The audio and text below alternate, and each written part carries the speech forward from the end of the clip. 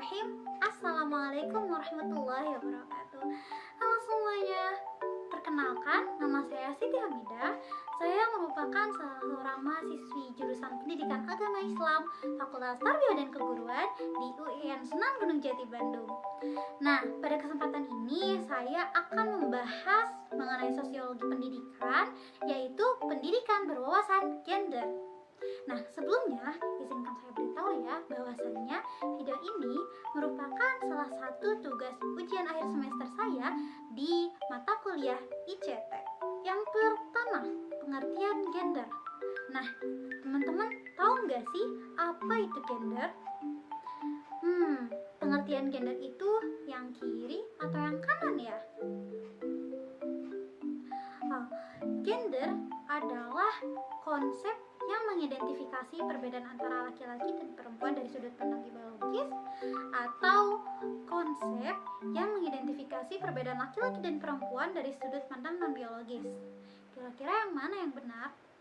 Nah, sebenarnya gender merupakan suatu konsep yang mengidentifikasi perbedaan antara laki-laki dan perempuan itu dari sudut pandang non biologis. Berbeda halnya dengan seks.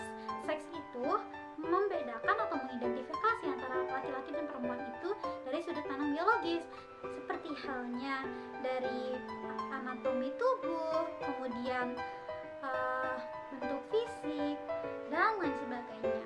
Berbeda halnya dengan gender. Gender itu lebih berfokus pada identifikasi atau perbedaan antara laki-laki dan perempuan itu dari sudut pandang politik, sosial, budaya, dan lain sebagainya. Jadi di luar aspek-aspek biologis ya. Nah, kemudian ada yang dinamakan dengan persoalan gender. Apa sih persoalan gender itu? Ada banyak sekali persoalan gender di Indonesia, mulai dari sudut pandang pendidikan, masalah gender sosial, ataupun di politik, dan masih banyak lagi. Nah, untuk di pendidikan sendiri, pasti kita sering nih dengar kata-kata perempuan itu nggak usah sekolah tinggi-tinggi, toh nanti juga di rumah ngurus anak, atau hal-hal yang memang menyudutkan perempuan untuk tidak perlu mendapatkan pendidikan. Selain itu juga di bidang sosial misalnya, jadi perempuan itu nggak usah banyak tingkah katanya, menurut aja sama suami, seakan-akan posisi atau kedudukan sosial perempuan itu jauh lebih rendah daripada laki-laki. Dan selain itu juga di bidang politik, nggak sedikit loh perempuan itu yang dipandang sebelah mata untuk menjadi pemimpin, atau ketika seorang perempuan ingin berkontribusi di dunia politik, biasanya dia akan dipandang sebelah mata karena perempuan itu bisa apa sih, seperti itu. Nah, ini merupakan persoalan gender di Indonesia, yang mana perempuan itu sering dianggap berada di bawah laki-laki, atau perempuan itu memiliki banyak batasan-batasan sehingga tidak mendapatkan hak yang sama dengan laki-laki. Padahal sesungguhnya perempuan dan laki-laki itu seharusnya mendapatkan perlakuan yang sama, mendapatkan hak yang sama. Seringkali kita temui bahwasanya perempuan itu dianggap lemah, perempuan itu dianggap udahlah di dapur sumur asur aja gitu. Padahal hal itu bukanlah mencirikan seorang perempuan. Jadi gini loh, pada fitrahnya perempuan itu memiliki fitrah perempuan itu hanyalah 3: menstruasi, melahirkan, menyusui. Selain dari itu sama saja dengan laki-laki. Memasak bukanlah kewajiban perempuan. Mencuci baju, beres-beres rumah itu bukanlah kewajiban perempuan. Laki-laki pun bisa melakukan hal yang sama.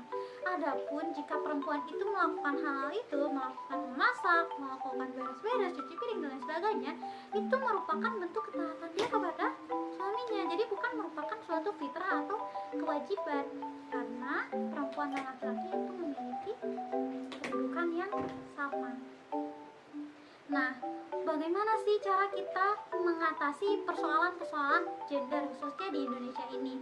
Karena hal tersebut seakan-akan sudah dinormalisasi, seakan-akan memang hal yang sebenarnya adalah perempuan itu di bawah laki-laki. Seperti telah saya paparkan di atas tadi sebelumnya, bahwasannya ada pembeda antara gender dan seks, yang mana perempuan dan laki-laki itu tentu berbedanya hanya di segi biologisnya saja, segi bentuk fisik, tubuh, kemudian senyawa kimia di dalamnya, dan lain sebagainya. Tapi secara gender, itu perempuan dan laki-laki sama saja.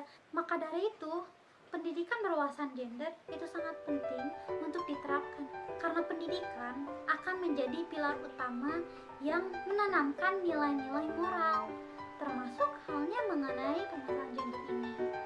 Dengan begitu, semoga saja permasalahan-permasalahan gender di Indonesia segera selesai ya. Mungkin cukup sekian yang dapat saya sampaikan. Mohon maaf apabila terdapat banyak kesalahan. Terima kasih banyak atas waktunya.